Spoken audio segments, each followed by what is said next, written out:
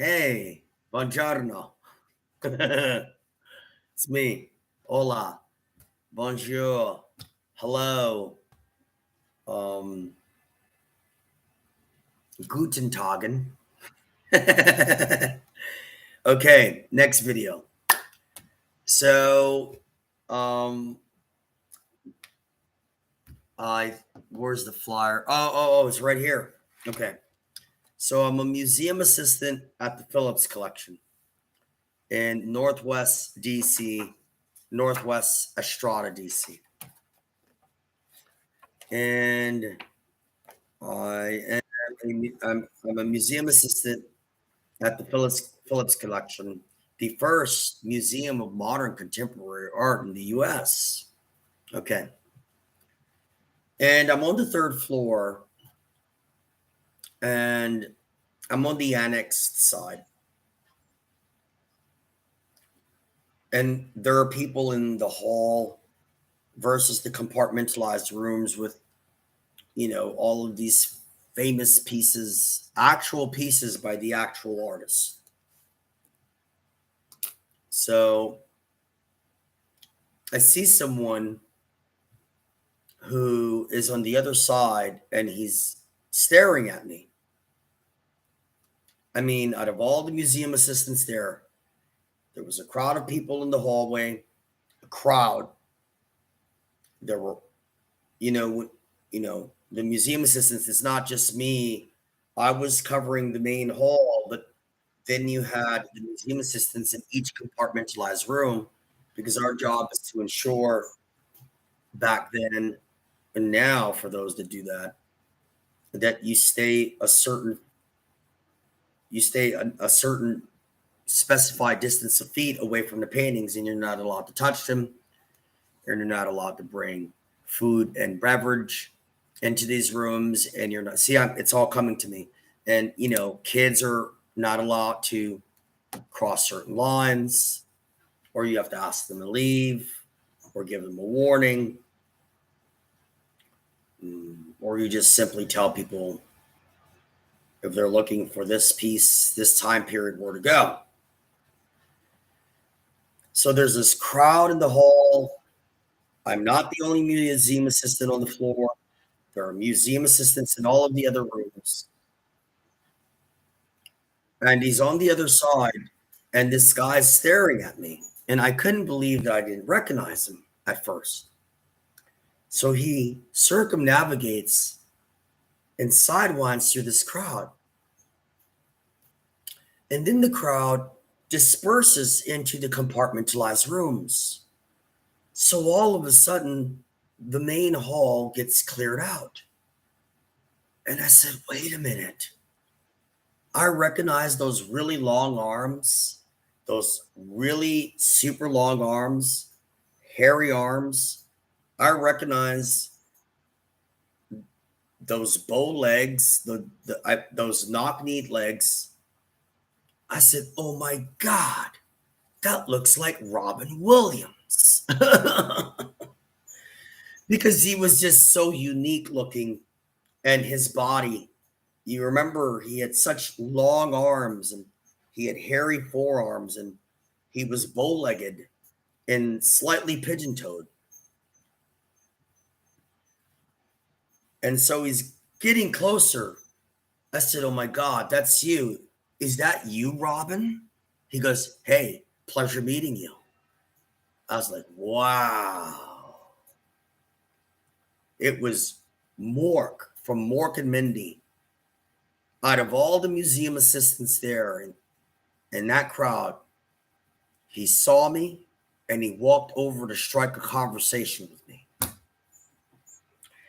I think he said to me that his wife was on the other floor was on the second floor. Okay. Can't make this up. And we're talking. And he goes, so what's your favorite movie of mine? I said, Popeye. I said, you were perfect. I said, that's such a magical movie. He said, Really, Popeye? I said, yeah, Popeye.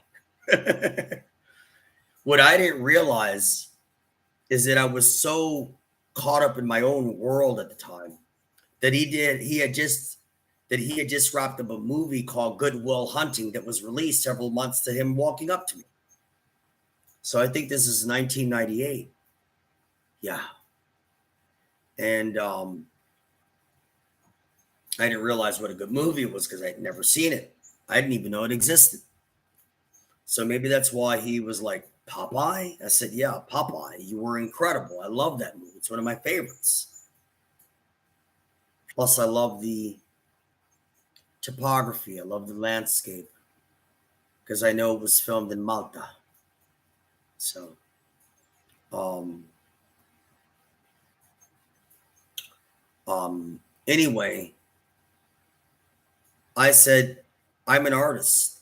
I happen to have a band, but I wasn't really that good back then. And I said, you know what's weird? My guitar player is the great grandson of General Sherman of the Civil War. He said, really? I said, yeah. I said, as a matter of fact, I happen to have a flyer for our show handy on me. Here it is. Wait, this gets very profound. So he says, okay, oh, you want me to write something for you? I said, yeah, please.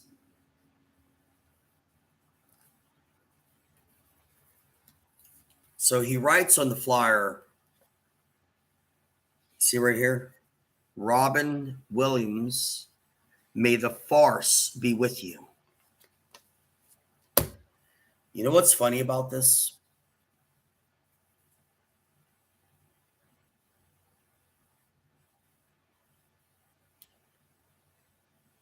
I'm just saying, it was a comical parody of Star Wars, may the force be with you. But look at the Star Wars web I have around me now. Look at the 800 plus of the very uppermost, toppermost of pop history and culture, TV, film, publishing, recording in its 100th anniversary and inception. The farce really is with me. It's the same exact thing like when my girlfriend took my shirt off and placed it on top of the John Lennon Strawberry Field Central West Park Imagine Circle mosaic centerpiece and drew that big giant black intergalactic cosmic diamond star studded web with the revolution of beauty and drip down the center. It's like what she drew on my shirt and what Robin Williams wrote on my flyer became a reality for me. It's almost like witchcraft, like magic, like occult science. Metaphysics, esoterics, esoterica. So now this flyer was graphically designed and printed for me by my guitarist at the time, Louis Sherman, the great grandson of General Sherman of the U.S. Civil War. And Robin Williams wrote from Robin Williams, from me to you, Robin Williams, may the farce be with you. And then above that is the signature of the co-founding drummer of Kiss, the Catman, Peter Criss, all on one flyer. Okay. Now, you know, it's interesting about Robin when he walked. I mean, he put forth a concentrated effort to come to me. It's like I summoned him. It's like I pulled like everyone else. And I think he asked me if I was an artist. He just sensed. He knew there was something about me that was different from everyone else. And you know, it's funny because when I was talking to him, I did sense, even that far back then, that there was something perhaps lurking inside of him. Yeah, I did. I kind of sensed it while we talked face to face. And, it was just so not me now, then. If that were me now, then I would have said, hey, let's stay in touch. What's your number? Yeah, but remember, there were no social media platforms. I don't even really, it was 1998. There was really no internet usage. So when you ran into someone as big as Robin Williams, the first thing to your mind wasn't, hey, give me your number or email address. But I kind of wish I had asked him for his number, because I didn't walk over to him. He came to me. But I was just so kind of brain dead then in certain areas, in certain fact, that if that had happened to me now, I would have said, hey, look, listen, what an honor to see you take notice of me and to come across this hole and talk to me when you're Robin Williams, a world-renowned superstar legend. So, but I just didn't have it all together then. I didn't seize the moment. I didn't take advantage of the situation because he showed such interest in me. Now, I'll tell you what's interesting about this. Is that this was 1998 when Robin Williams, like General Sherman's great grandson, my former guitar player of the U.S. Civil War, he designed this in 98. And then Robin Williams wrote what he wrote in here in 98. But then the Catman Peter Criss signed this June of 2017. And I believe I had him sign this on the night of June 17th, 2017, 6/17/17, inside the cutting room bar in what was his last live public performance.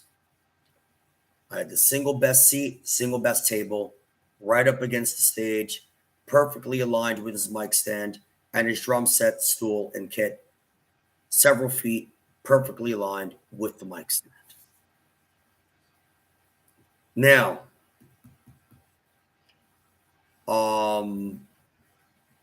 with that said,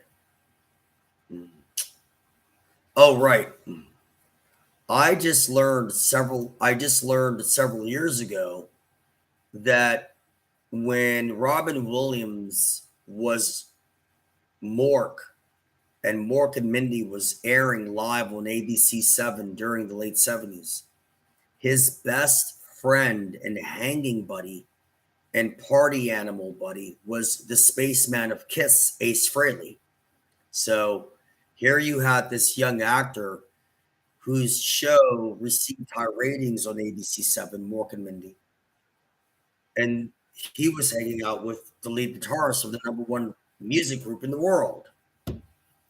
Okay, now what makes this even more interesting is that I found out several months ago through one of what I call my YouTubers on YouTube that, okay, all right, come on now, stop playing. Right, so I realized, oh, why is it doing this? This person, why time? The hell is going on here?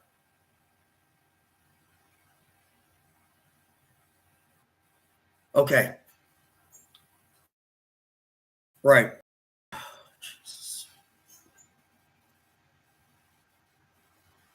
The hell is going on here? What are you guys doing there?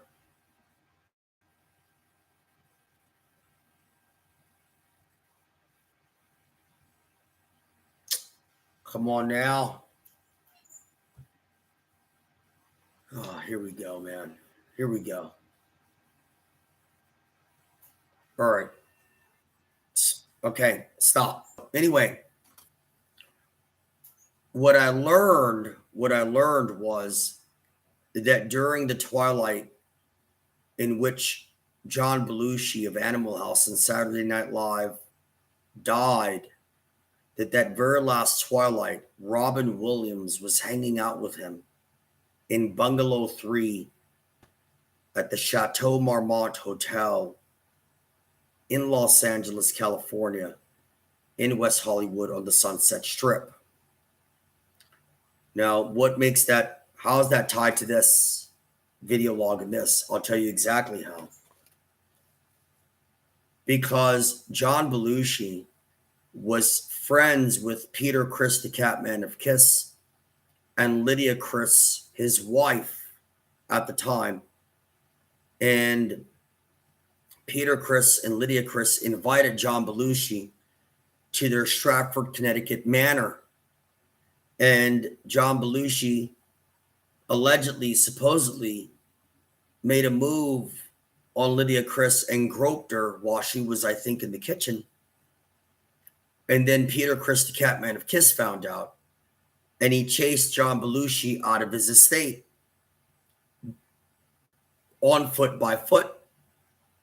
And again, Robin Williams spent the last night of John Belushi's life before he was found dead in that same bungalow of the Chateau Marmont.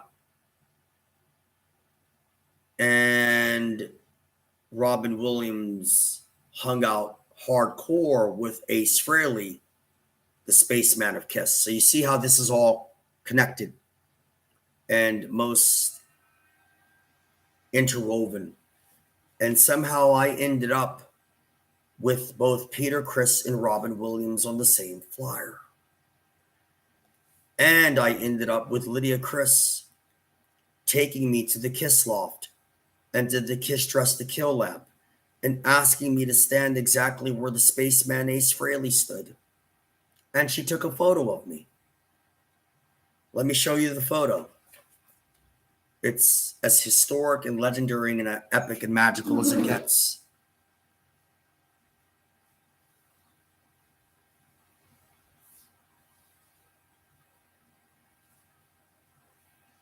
Here it is. And here's the photo that Lydia Criss took of me. That's me, perched up against the street lamp at West 23rd, 8th Avenue, Chelsea District, Manhattan, New York City, New York. The Kiss Dress to Kill album cover street lamp. So Lydia Criss took this photo of me, and it's signed by Peter Criss. And then this flyer was put together by General Sherman's grandson, great-grandson, who was my guitar player, and then signed by Robin, in which he wrote, "May the farce be with you," and then Peter signed above it. I don't know why I didn't think to share with Peter in the cutting room that this was Robin Williams, but I remember when Peter saw this flyer, he took a double look at it like, whoa, okay. It's like he sensed there was something extra rare and special about this flyer from anything else he had probably signed ever, and perhaps inside the cutting room that night. But there was so much energy in the air, it didn't dawn on me to go, Peter, this was designed by General Sherman's great-grandson, who was my guitar player, and this is Robin Williams, and he wrote, "May the farce be with me." Okay, so you see the connection? Peter Criss, Lydia Criss, John Belushi, Robin Williams, Ace Frehley. Get it? Get it. Okay? And then remember, I know, look at this photo. What a magnificent photo by Lydia Criss. Okay?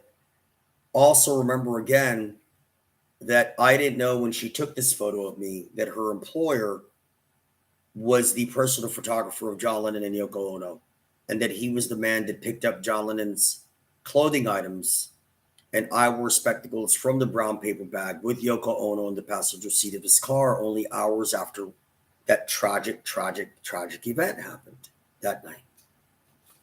Hey, look, It's history. You know, what are you going to do, right? Okay, so that wraps up this video of when Robin Williams went out of his way to come over and talk to me, a non-celebrity, non-A-list that he had never seen or heard before. All right, that's the end of this vlog. I will say this, though. If he were alive, I would have contacted him already. And when I would have said, hey, Robin, guess what? It actually happened. The farce is really, truly with me and all around me. Okay. Arrivederci on this video.